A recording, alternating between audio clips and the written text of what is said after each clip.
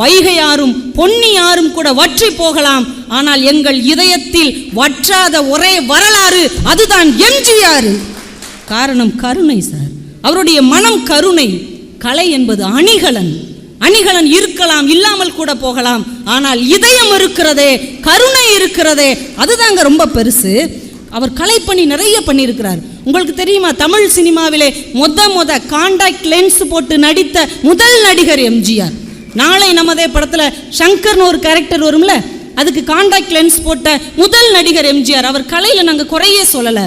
ஆனால் படகோட்டி என்கின்ற படத்தில் அந்த படம் முழுக்க செருப்பே போடாமல் நடித்திருந்தார் பார்த்தீங்களா, அங்கே தான் எங்கள் தலைவன் நிற்கிறார் சார். ஒரு நடிப்புக்காக இல்லாமல், நடிப்பை நடிப்பாக பார்க்காமல் ஒரு மீனவனின் துடிப்பாக பார்த்தார் இல்லையா எங்கள் புரட்சி தலைவன், அங்கதான் சார் அவருடைய கருணை மனம் இருக்கு சார். சோ ஒரு புத்தகத்தில் எழுதியிருக்கிறார் நடிகர் சோ, மறைந்து போனார் இல்லையா, அவர் சொல்றாரு, சட்டாம்பிள்ளை வெங்கட்ராமன் அப்படிங்கிற ஒரு பழம்பெரும் நடிகராம். அவங்க அம்மா இறந்து போயிட்டாங்க, அடக்கம் பண்ணுறதுக்கு கூட காசு இல்லை. புரட்சி தலைவரை தேடி ஓடி வர்றாரு, பரிதாபமாக நிற்கிறார், அம்மா இறந்து போயிட்டாங்க, கையில் காசு இல்லைன்னு.